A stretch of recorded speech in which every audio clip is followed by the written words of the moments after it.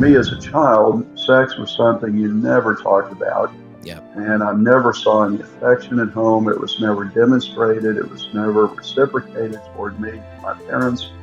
And so I was driven into some isolation. I've often said that the higher you go in leadership within Christianity, the harder it is to get real with anybody about the issues that you're struggling with, particularly of a sexual nature. And so everything became secret to me, and it drove me into a lifestyle of really two separate lives. One was finding women, then my church life as a senior pastor for 31 years. And this went on for decades.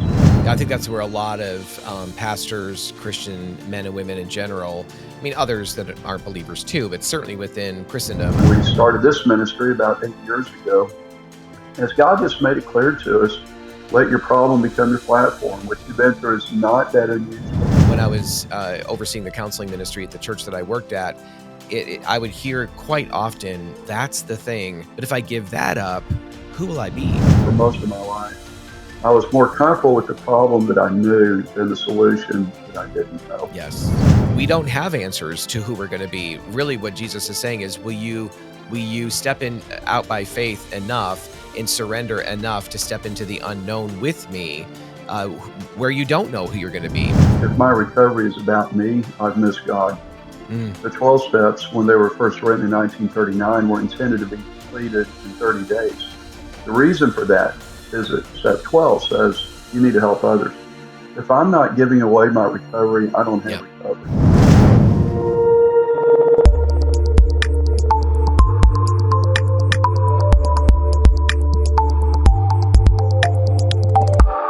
Hey, everybody. Thanks for joining us for another episode of the Love and Truth Network podcast. Whether you're coming to us directly through Love and Truth Network or through a connection to Transforming Congregations, we're really glad that you're here, that you're joining us, and that you're going to be able to participate in this particular episode. I'm thrilled to have my friend Mark Denison here today. And Mark and I have known each other for a few years now. I'm not even sure how we originally got connected. Mark, maybe you can fill that in later on, but really happy that you're here. Just the wealth of information you have, the years that you ministered as a pastor, and also I'm really grateful for your vulnerability of sharing sexual brokenness, sexual addiction, sexual struggles, even as somebody who is pastoring a church. And we talk about this all the time. Pastors are not immune to this issue at all by any stretch of the imagination. And your willingness to put that out there and really share what was going on in your life at the time, what was going on in your family at the time of pastoring, really, I think, helps people understand that this is a much bigger issue than just a tiny portion of the male population. This is something that is much bigger than that. And it's also something that many women are struggling with, their own sexual addiction and those kinds of things. But I'm just grateful that you're here and willing to share your story and even maybe fill in some of Beth's, your wife's perspective along the way a little bit too.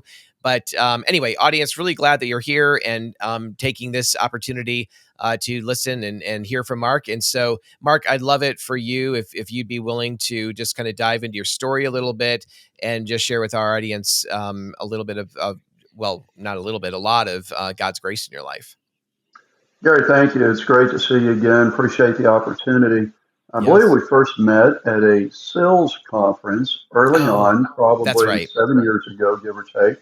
You're one of the big time guys there, and I was just kind of wandering around, brand new to all this world. And you were so kind to give us time to visit and tell us your story and how you launched your ministry. And you've been such an influence on us, and we're always grateful for that. So thank you.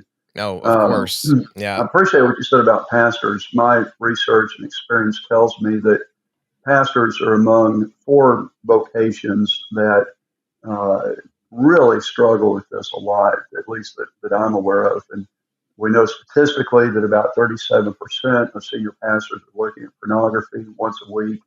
And so it's a massive issue there that we could certainly talk about. My background, how I found myself in this part of the world of recovery, is that I kind of came by honestly. A lot of the seeds of addiction were planted early on without my knowledge. My grandfather visited a town prostitute every week, and so that sowed seeds of shame tied to sexuality. in the family. I never met him. He died 12 years before I was born. Hmm. But because of his lifestyle, my mother had sex and shame tied up together, and she passed that on to me. And so for me as a child, sex was something you never talked about. Yeah. And I never saw any affection at home. It was never demonstrated. It was never reciprocated toward me from my parents.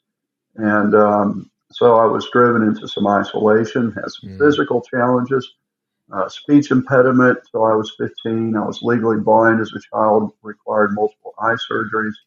My legs did not develop properly, so I had some issues there with some very painful braces. And so as a teenager, I was just playing catch up in so many ways between all of these challenges. And so that drove me further into isolation. And so I couldn't relate to the opposite sex. I was scared to death of them. And no one was there to help me. I came to faith in Christ at the age of 14. And the church's answer to me was just go read a book somewhere. So that didn't help.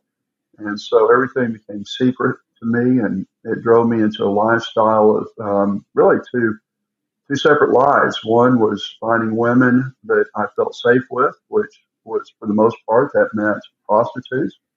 And then my church life as a senior pastor for 31 years was strong, it was good. Our marriage was strong, other than this huge gap that was there. And this went on for decades. And it was not until I was in my early 50s that I got help. When my wife saw something on my phone that I had no answer for. And so I finally got into a 12-step group, got into therapy, did a disclosure, a polygraph, did all of that. But was still discovered later. My disclosure was found by someone on my church computer. They exposed that, so I resigned from the church 10 years ago. After 31 years as a senior pastor, I've been an MBA chaplain and chairman of my university's board of trustees, and all of a sudden everything was gone. So we moved from Texas, where I lived my entire life, to Florida to be near our son. And we started this ministry about 8 years ago. As God just made it clear to us, let your problem become your platform. What you've been through is not that unusual. You need to be one of those guys that's willing to tell your story, help other guys. And as God put that on our plates and on our hearts, we got some training in this area, and we launched There's Still Hope in early 2017. That's awesome. Yeah, really amazing. And how does Beth serve in the ministry? She does whatever she wants because, as is the case with you guys, she's the brains of the operation. But specifically, she works with women. Since Yeah. she's gone through the trauma, we've been married 42 years. And so she is very equipped experientially, but also she went back and got a lot of training as through ITAP, ABSAP. She's got a lot of training as a trauma coach. So she works with women one on one through a workbook that she's written for spouses that have gone through the trauma of being married to a sex addict. And she does groups for women as well. And we do couples groups together. We do speaking together. We'll do conferences together. So she's very much my partner in this. We're both full Hmm. time in this ministry, and she's very passionate about helping women that have gone through the trauma of the discovery of being married to a porn or sex addict. Yeah. And does she do much work with women dealing with their own sexual addiction, or is it really wives or women living the fallout of their husband or partner's addiction? She does not work with women in their own sexual addiction. There are times I wish she did because Mm. that is such a huge need. It And she's is. not comfortable with that because she's not really trained in that Sure. per se. They're very And different she herself, issues. yeah, very Yep. different. And she's not a recovering sex addict herself. And she doesn't want me to work with women. I don't want me to Right. work with women. So Right.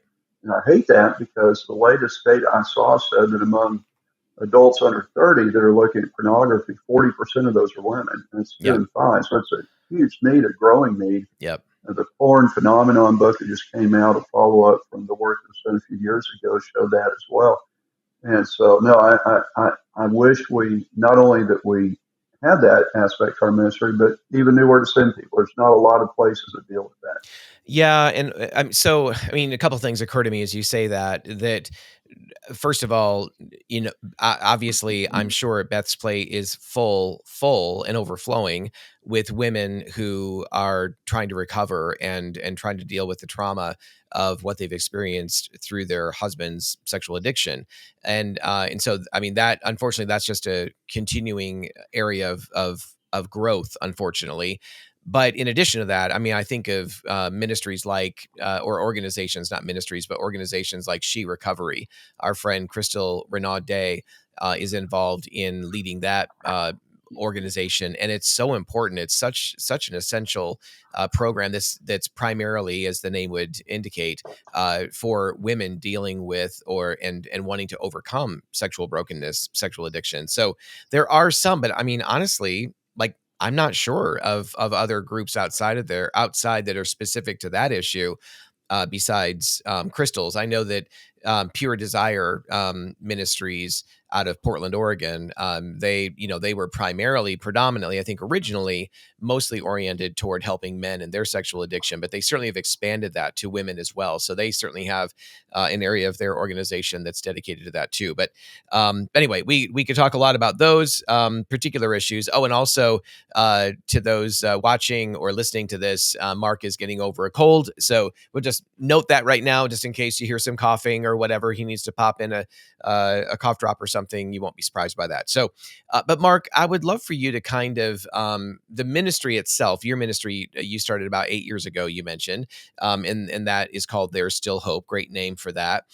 What would you say, again, rough numbers, you may know exactly, or it may be more rough. What would you say the numbers have been percentage wise of the work you're doing amongst pastors versus Christian guys? Are you predominantly working with Christian men? Predominantly Christian men, and within that, a subset of that is pastors. And because of my own background being a pastor, so a lot of Sure. people feel safe with me Yeah. who are pastors. I think the best way to answer that is we do 10 weekly groups that we call freedom groups. We work through a workbook that I've written that's got 52 chapters to it. So each week they're focused on a different topic. Yep. And within those 10 groups, two of those are just for pastors. So that'd be 20%. Yeah. And from an attendance and membership standpoint of the groups, I would say that's about right. Maybe it's a little Okay. more than that. So close to a quarter of the guys that are in my groups. Now, I also do one-on-one work with guys, and in that, it's probably 50% pastors.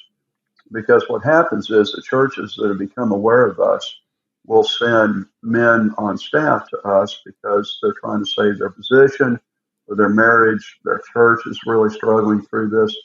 Whereas a guy that's, no offense to plumbers, but a guy that's a plumber, his boss is less likely to say, wow, if we're going to keep you, you're going to have to get through this. Right. Whereas a lot of churches and denominations will send people to us. So it's a good chunk. We've worked with 60 or 70 pastors, I would say, over the course of the last 7 or 8 years. Yeah. Yeah, well, it is a huge number. And of course, as I've often said, that the higher you go in leadership within Christianity, the harder it is to get real with anybody about the issues that you're struggling with, particularly of a sexual nature. So there's already a lot of motivation because of fear of losing their job, because of fear of losing the image that they've had, which would certainly be true, as well as potentially their families, whatever. The shame that would come with that. It's just the higher you go in leadership, the more intensified that is. I don't have to tell you. I mean, you live that in spades, but the more intensified that is. And so the greater motivation to keep it under wraps, to try to deal with it yourself, which of course is always unsuccessful. And there is something that is a truism that God requires us to bring these things out into the light to really find the genuine healing that we need. Could you speak to those issues a little bit more? Yeah, absolutely. For me, the model for recovery, and I've searched the scripture trying to find what would be a really good example of what it takes. And for me, it's John chapter 5. In John chapter 5, we read the story of the paralytic who'd been sick for 38 years. Mm. And as I read the scripture, I see four things. You just touched on this that he had to go through in order to come out on the other side. And for every person who's struggling with addiction, the same thing. It doesn't matter if it's this or some other addiction. It could be substance. It could be Yep. behavioral. Doesn't matter. Those four things that I read in the scripture, the first one is desperation. Jesus said to the man in John 5:6, do you really want to be well? I've written a book called Recovery Rules that we'll probably talk about in a moment. My first rule of recovery is that if you're 90% in, you're 100% out. And that's where I was for much of my life. I was 90% in, but that put me 100% out because I was so Right. desperate. And this is the hardest thing I've ever had to overcome. Later this month, I'll celebrate 10 years of total sobriety, which to me is an absolute miracle because for 30 years, I never had a month where I wasn't acting out. I spent over $70,000 on this disease over 30 years. And so I had to be desperate, and we have to be desperate. The paralytic was desperate. The second thing is we have to be surrendered to our higher power. And of course, for you and me, we know that's Christ. Jesus said, pick up your mat and walk, which really didn't make sense. What would have made sense would have been once you can walk, pick up your mat. But Jesus said, I want to see you respond in obedience before the healing. I've got to surrender to him every single day. And that's what I love about this disease, this addiction, is that I call it my great unwanted gift because this is what keeps me in that survival mode of surrender every day. The other two things are there has to be disclosure. Someone has to know our stuff. Jesus did not heal this man in privacy. He could have gone by his house that morning on the way to the pool of Bethesda and healed him there. But he waited until he was there in front of all these other people. Yeah. And then finally, there must be community. That same day, Jesus found the man at church. There was something intuitive within him that said, I've got to maintain connection if I'm going to maintain sobriety. And so for me, I go to 2 recovery meetings every week, one on Thursday night, one on Wednesday morning, just for my own recovery. One is a 12-step group. But it all starts, and I think this is what you were indicating a moment ago, with that absolute desperation. I've got to want this really bad. And for most of my life, I was more comfortable with the problem that I knew than the solution that I didn't know. Yes. Yes. Yeah, I think that's where a lot of pastors, Christian men and women in general, I mean, others that aren't believers too, but certainly within Christendom, I think that's where so many people find themselves, is being more comfortable with what they're familiar with, even though they kind of hate it. But of course, the thing that they hate and the thing they'd like to overcome has also been meeting a need, and so now it's a matter of, I remember a common thing I would hear, or a common refrain, when I was overseeing the counseling ministry at the church that I worked at. I would hear quite often when people would realize, oh, that's the thing that's the root issue. It's not the symptom that I came in looking for help on. We're getting down to the root issues. But if I give that up, who will I be? Like if I give that up, like, this is so core to my identity, so core to how people know me, so core to who I think I am. If I give this up, then who will I be? And then just what you said from John 5, we don't have answers to who we're going to be. Really, what Jesus is saying is, will you step in out by faith enough and surrender enough to step into the unknown with me, where you don't know who you're going to be? But I mean, doing that, getting to the other side of that, or entering into that process is, I mean, it's everything in terms of stepping into freedom, stepping into new life, breaking those chains, and walking out of those. And I also agree with you. It's not just a once and done. There are some people, I could count them on one hand, who have had a miraculous experience with God. And people probably get sick of hearing me say this, but I often joke that the rest of us hate those couple of people, because it's what we all, we wanted that instant fix, in a sense. And yet what God calls us on, I think now, is a much more rich and I love this path of discipleship. I'm different. I'm radically different today because of the journey that Jesus took me on, that I never wanted to go on. I just wanted to show up with your wand and poof, fix it. I'm so much different today, and I think for the good, than I would have been if he had just taken it away to start with. Totally Right? agree. Yeah. Yeah, I used to pray that, and I'm sure you did so many times. Now, I refer to addiction as my best friend that I ever had because, or I'm sorry, not my best friend, my most reliable friend, not my best, but reliable friend who's always there when I needed it. But to your point about this journey, the the real win for me is not the destination of being able to say I am sober, whatever that looks like exactly. I am in recovery. That's fantastic. But what the real blessing is in the journey. One of Yep. my recovery rules says that it's all about direction, not destination. And so by being in this journey, I've met so much more authenticity with guys than I ever knew before. I mean, in Yeah. my groups, we've got guys that are, their issues have included everything from cross dressing to a lot of same sex attraction issues, some that have had attraction to children, and some that have crossed some other lines that are pretty scary, pretty dark. But what we all have in common is that we're on a journey together and we're Hmm. able to talk about it with a non judgmental atmosphere. And that's a journey that I would not trade for anything. Yeah. Yeah, it's really true. Well, I would love for you, Mark, just to share a little bit. I mean, your latest book is out, and I think it's pretty hot off the press. Can you explain that a little bit for those listening or Sure. watching this You podcast? bet. You bet. One of the things that I've tried to do is to focus on filling gaps that maybe have not been filled somewhere else. So That's I've great. noticed that there's not a lot out there about long term recovery. It's all about getting sober. And so I spent a year just doing a lot of research on this and in all addictions. And I believe it's 156 addictions that are recognized by the American Psychological Association. And the result of that was this book, Advanced Recovery. Mm, And it's for guys that have 1 year of sobriety or more who are trying to keep it going and maintain that. And the challenges we face once we've been doing recovery work for a while. It's one thing to get into it, and I work with guys like that all the time. But what about the guy that's already been sober for a while, or he's yep. got a good track record, things are going well? He's still in those groups with the new guy that just showed up last week. But what about him? And so one of the things I did with this is I interviewed 40 different guys that had long-term sobriety, totaling over 200 years total. So on average, these 40 guys had 5 years of sobriety, and they were all men that I'd known that had gone through our ministry, and they shared with me the things that helped to keep them sober. And so that's in the book, as well as 12 different keys to staying sober. And out of that, we're launching a group. Would love to invite anyone to participate. It costs nothing. We're going to do an advanced recovery webinar starting on January 21st. That's a Tuesday night Mm, through there'sstillhope.org. And all you need is the book, which you can get through us or through Amazon.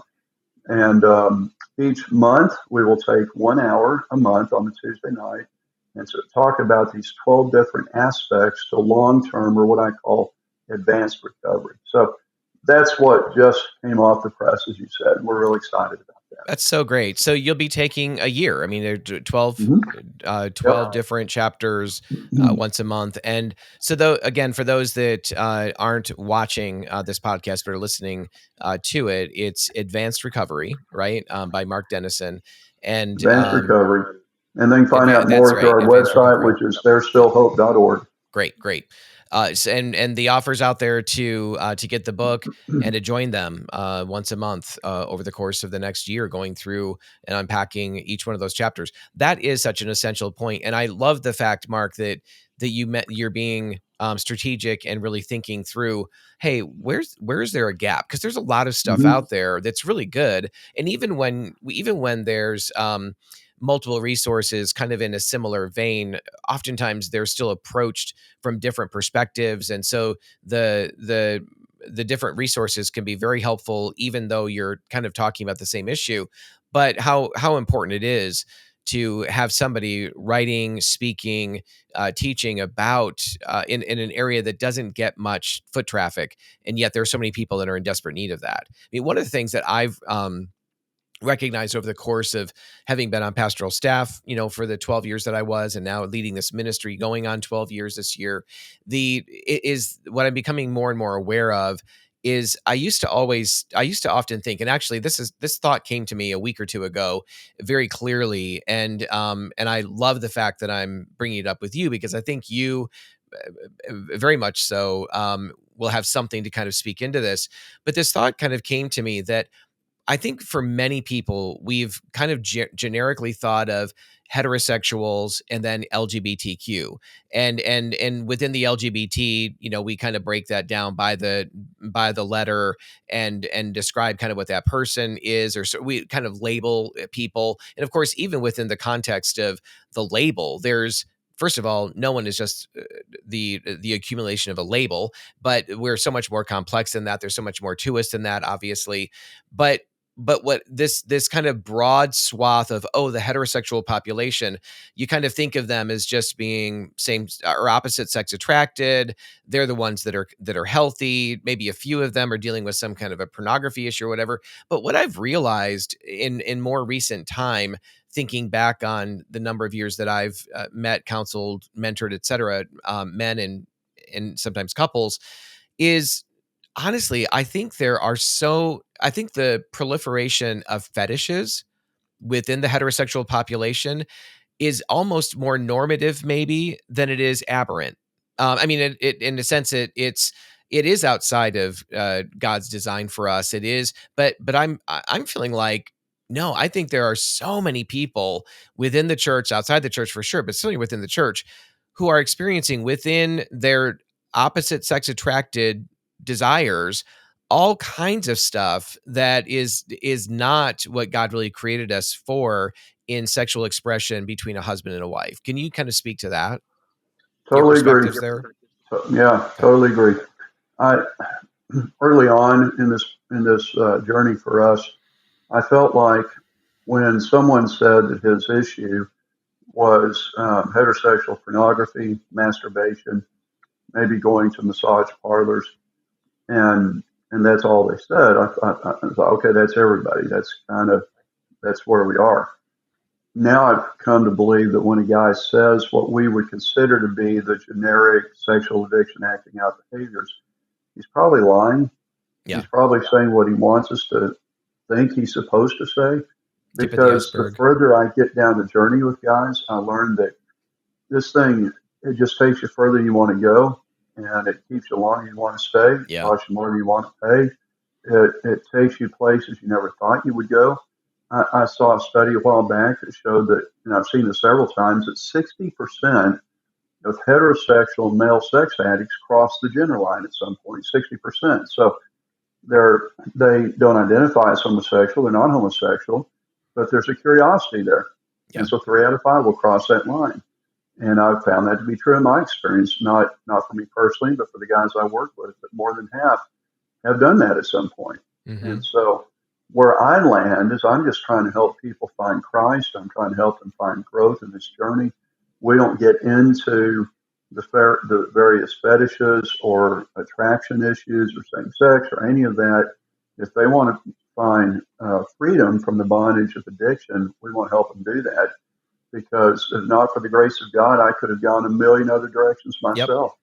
Right. I mean, I hear stories. I think, well, that's weird. And I actually told a guy that one time. He said, you know what I think is weird is a guy's a senior pastor who's hooking up with women twice a week. I think that's a little weird. Mm-hmm. I'm like, yeah, I guess it is. But that was my story, so it seemed Right. normal to me at the time.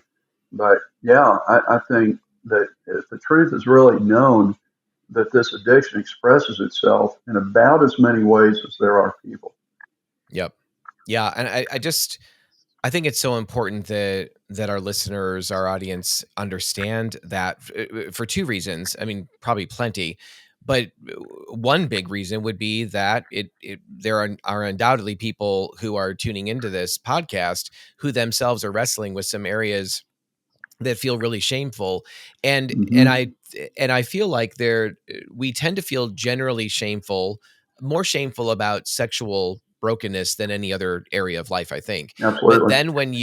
then when there's a variation on that, when guys who really are not same-sex attracted, or have a real pull or tendency toward that, cross those barriers out of curiosity, well, oh my gosh, that now compounds the shame so many times over from what they were doing prior, or some other area of dabbling, whether it's BDSM or the sadomasochistic kind of stuff, or curiosity around a variety of different areas. And I think we just have to be really cognizant and aware that if you've gone there, if you have stepped into an arena that even feels outside of quote unquote normal sexuality. Of course, it's all outside of it, right? From God's perspective, God designed sexuality, our sex, to be sexual expression to be done within the context of marriage in that safe covenant relationship. Anything outside of that is outside of his design, period. But then we start getting into some of these other areas of expression and exploration and heightened arousal, that kind of stuff that only tends to trap us even more and dump more shame on us. So people need to know, again, love the name of your ministry. This applies here. There's still hope. It doesn't matter where you've gone, what's been done to you, what you yourself have wrestled with. There's still hope, and it's that's a primary reason why Mark and Beth's ministry exists, and so important to reach out to them. The other thing I just want to say is, for those listening, and you might be thinking, "Oh, Garry, what are you talking about? I don't feel any of that stuff." Well, this podcast really is for you as well, because you need to understand that the people around you, the people you know, it isn't just some creepy looking person who's off in some back alley somewhere, or I mean, just such a stupid imagery, but it isn't just this bizarre person. It's the clean cut guy. It's the sweet gal that's sitting next to you in church on Sunday. Any number of these people can be dealing with this stuff because it's gotten a hold of them. And oftentimes it's gotten a hold in early childhood. It's gotten a hold in the early developmental years of our lives. And Mark, you talked about, I just wrote down a couple of things. I also had a speech impediment issue when I was a kid, and got a lot of tons of teasing and being picked on as a result of that. And then just those the early junk that happened that kind of sets us apart from everybody else in some ways. You had that compounded because of major health issues and sight issues and all of that. And but man, when you're describing that well, when you shared your testimony, that so much of what was happening with you as a pastor, its roots went all the way back there. And so how do you help for the person who's listening that doesn't experience some of this stuff themselves?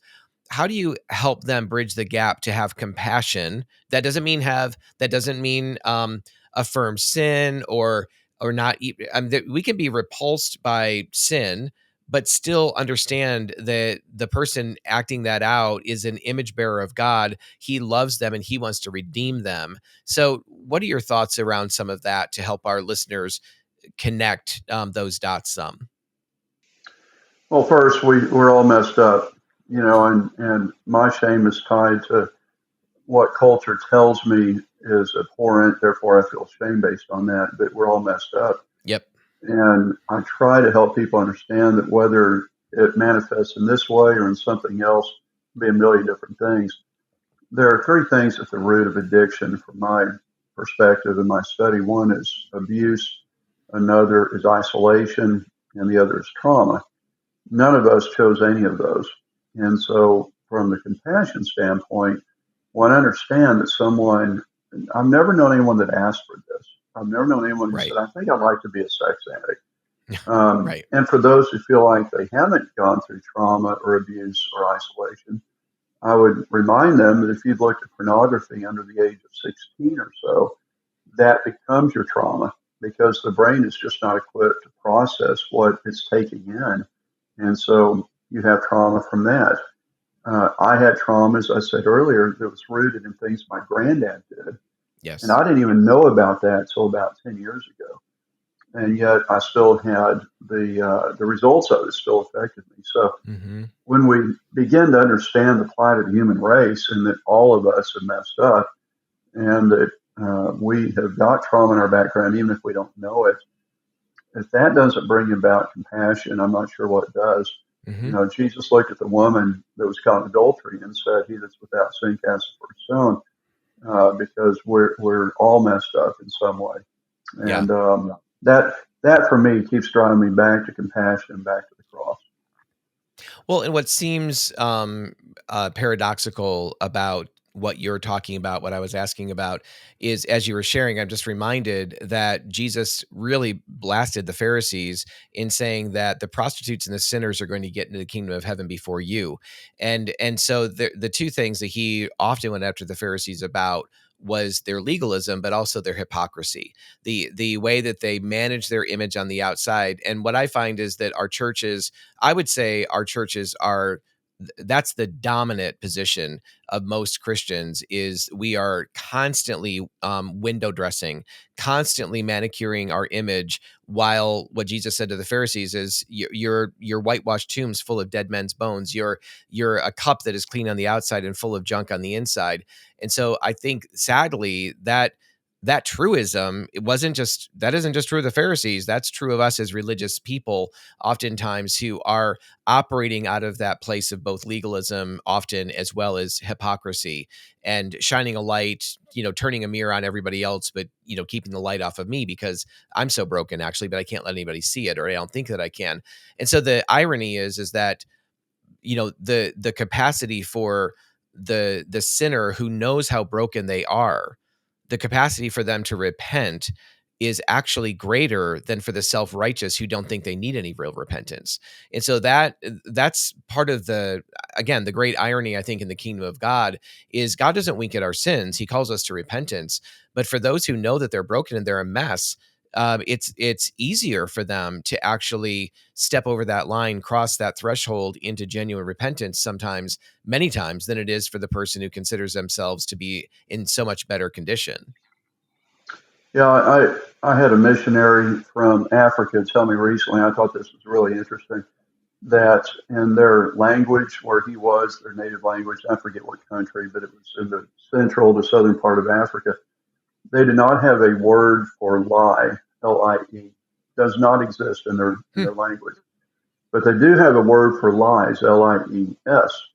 And the reason is that they are convinced that there is no such thing as a single lie. And I found that fascinating. I thought, that's true of sin, of all sin, and so when we say, okay, that's the one sin, now there's a lot of sin.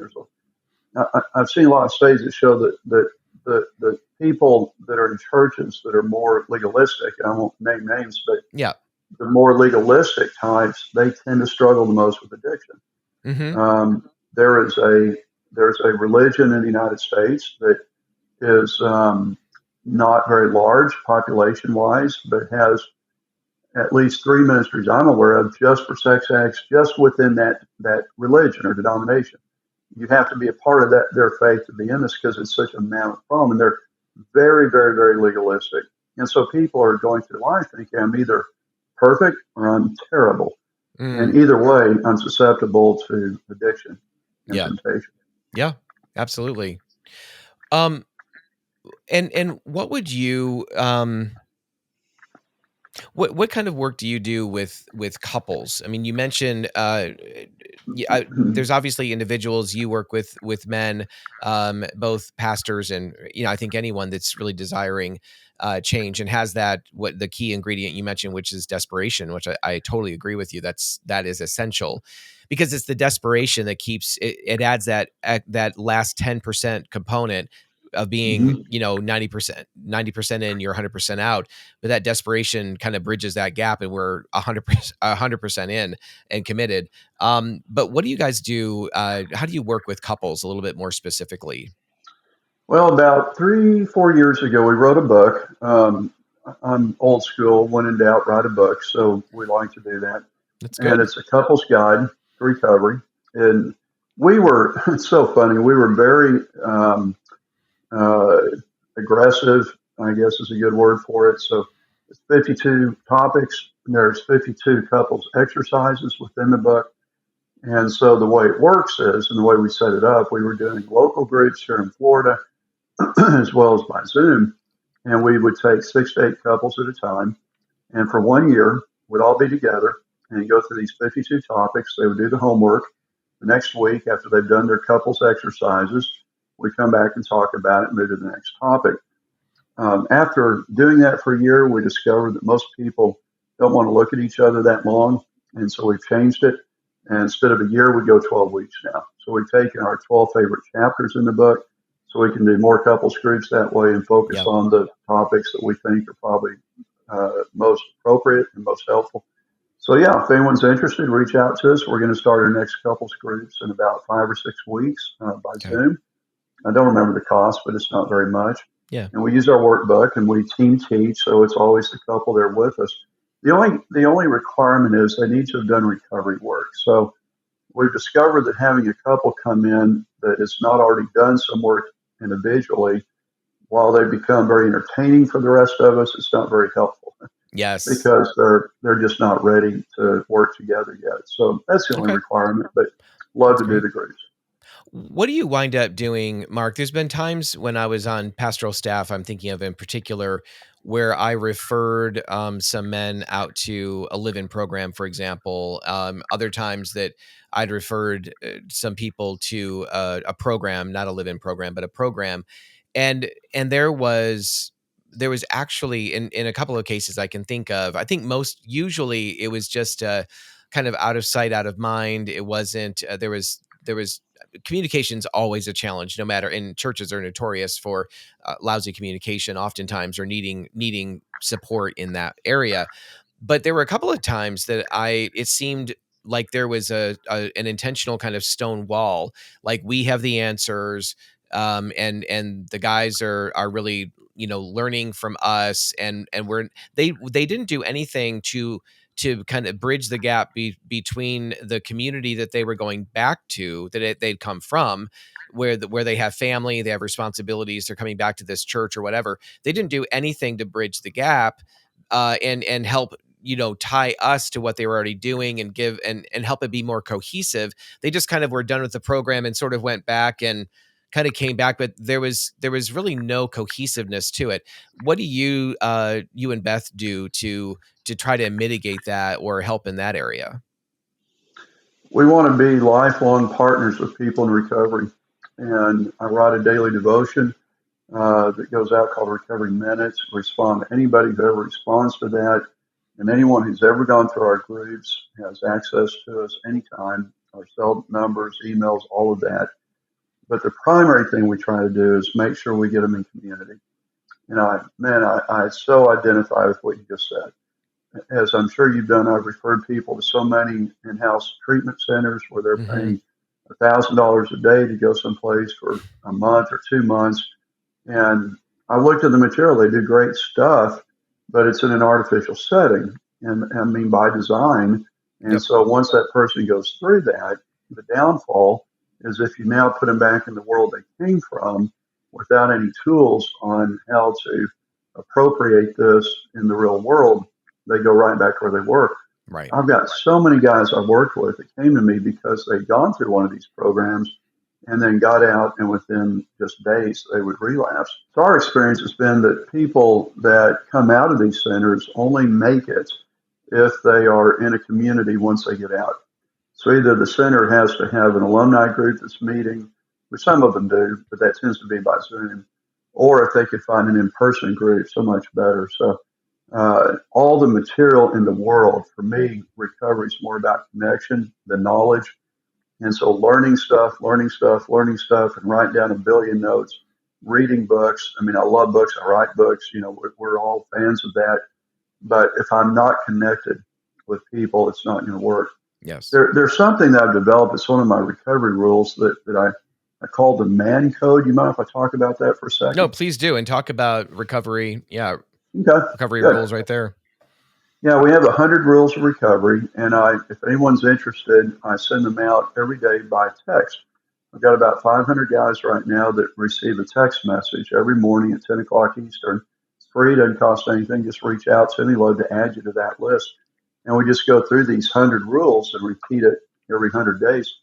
Well, one of the rules, we talk about the man code, and it's about connection. And it's Jesus mirrors this for us. There are certain numbers that every man needs to have in his life. For Jesus, those numbers were 1, 3, 12, 120, and 5,000. If he had them, I need them. The 1 represents God. He spent a lot of time with the Father.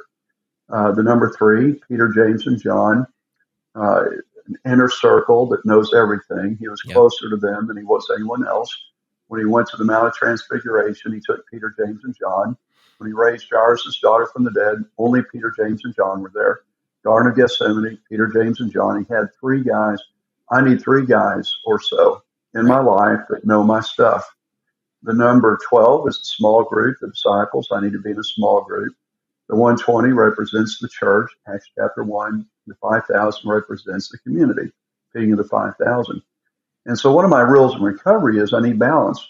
If all I do is focus on my vertical relationship with God, the one, I'm out of balance. I need the one, I need the three, I need the 12, I need the 120, I need the 5,000. A couple other rules, and then we can talk about some of these. Well, can I just jump in on that particular rule? I want you to go on to the next one. But something else that I think is so critical is many times we tend to kind of look at these different segments, the one, the three, etc., and kind of make them into the piece of the pie or a piece of the pie. Whereas if we're in right relationship with the one, with God, there's a direct link that we get in terms of benefit from that direct connection with him, obviously. But there's also a way that we benefit from connection with him through the three and through the 12 and through the others, that when those pieces are missing, not only are we missing relationship with those ones, we're missing relationship with the one who lives in them. And so there's things I believe that God does in our lives, pouring through the conduit of those different avenues, that it's not just about, oh, I've got my time with God over here and I've got my time with the 3 or the 12 or the whatever, but it's actually, no, God is in that too. And we're missing both the people and him when we isolate ourselves from any one of those categories. Yeah, if I'm not right with you, I'm not right with God. Right. It's hand in glove, absolutely. Another one of the rules I have in the book, and I love for guys to get this off our website, the book Recovery Rules, is, and this is something I really struggled with for a long time early in recovery, is that relapse is not an event, it is a process. Someone will come to one of my groups and say, I relapsed last night. Or they'll text me and say, I had a relapse Tuesday. I know what they mean. I looked at porn, I masturbated, I hooked up with someone, I texted, did something inappropriate, crossed the line. The 3 circles exercise that we get from AA, I got into that inner circle. Totally get that. I have a sobriety date. I know what that means. That's great. But really, relapse is not an event. It's a process. If I have a relapse tomorrow, it's because of what I was doing today. Because what I think today is what I'm going to do tomorrow. Yeah. There's a process of relapse and the way I like to say it is there's 6 points to it. I think it, then I plan it, then I do it, and then I hate it, and then I cover it, and then I go do it again. It's this constant cycle. I think it, I plan it, I do it, I hate it, I cover it, I do it again. It all starts in the head. And so one of my recovery rules says you got to focus on the process. Am I spending time with God?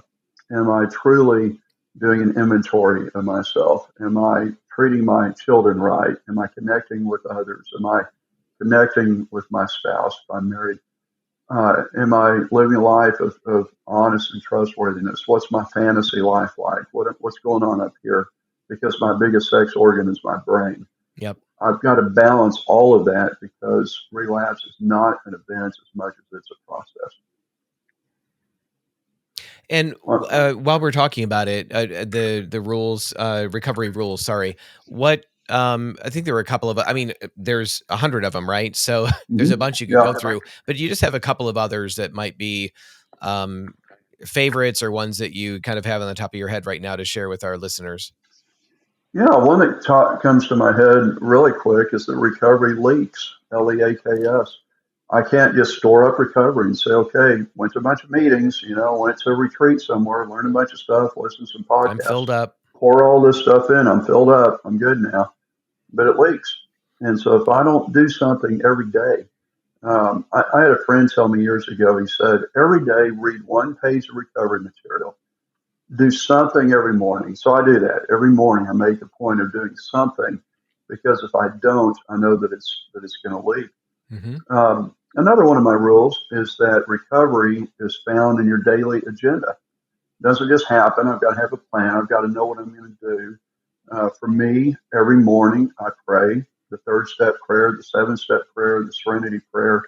I read a devotional every single morning. At night, I spend time in the Word. Right now I'm using the Recovery Bible, and I love that. I like to mix things up some. But it's all about the daily agenda. And let me give you one other one. It's a rule that I've used for guys that has really helped them a lot in terms of staying sober, and that is to always remember the end game. And the Yeah. way that works is that I will tell a guy when he's tempted to do something stupid, he's tempted to act out, do something he knows he shouldn't do, is don't just tell yourself, okay, don't do that, but rather back up and say, okay, what if I do it? Play it forward in your mind. What will it be like to have that engagement, to have that experience? But don't stop there. Play it forward, which means you'll have the encounter, you'll have that rush that lasts for about a millisecond. Yeah. And then after that comes the guilt. After that comes the shame. After that comes the disclosure. After that comes the disconnect spiritually. And you don't want that. So Which lasts remember for a the long end game, time. Yeah. which can last forever. And it's never worth it. Mm-hmm. One other one real quick, if I could, is Sure. the 20-minute rule.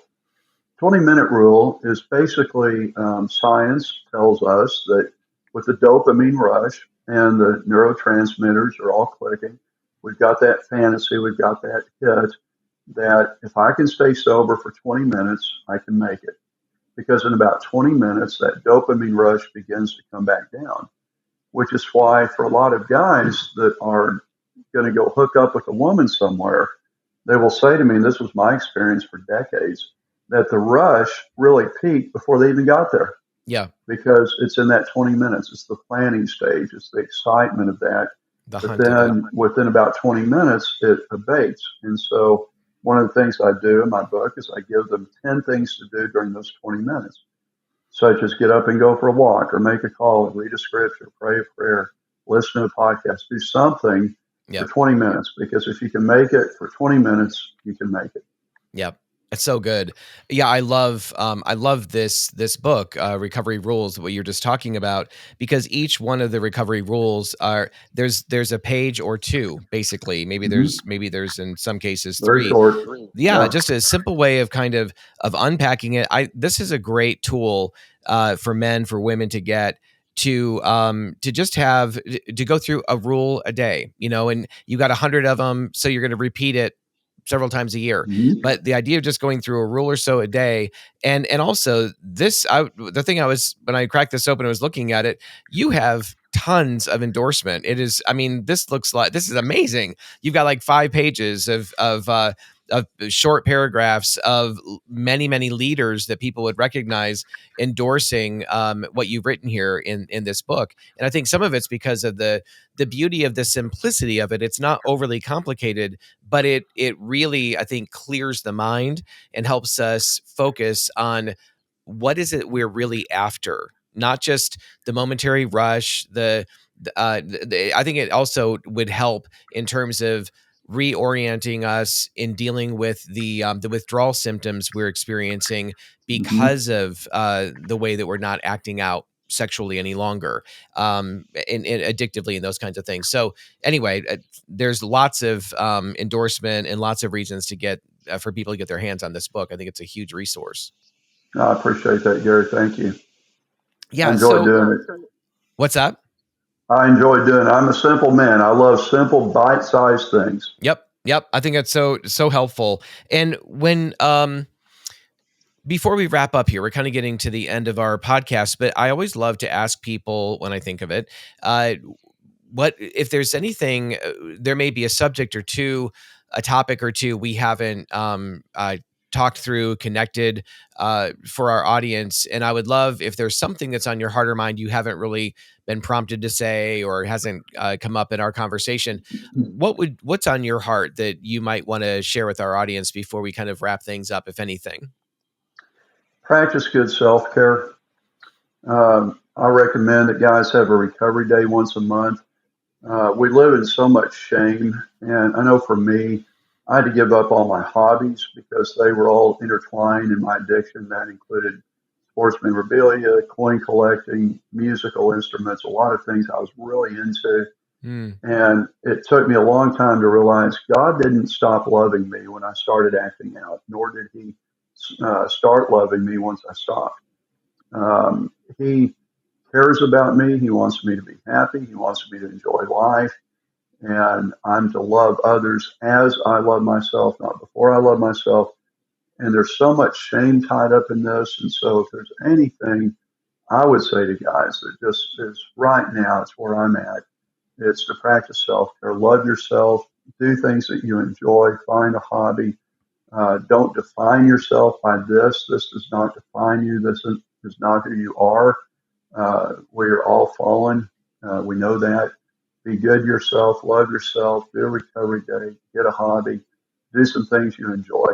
For example, I'm from Houston, Texas, where it's always hot. And so Yes, I've I lived there always twice. It certainly been, is. no, it's unbelievable. So I moved to Florida so I could enjoy some cold air. I mean, it's that bad. And so I've always loved cold weather and snow.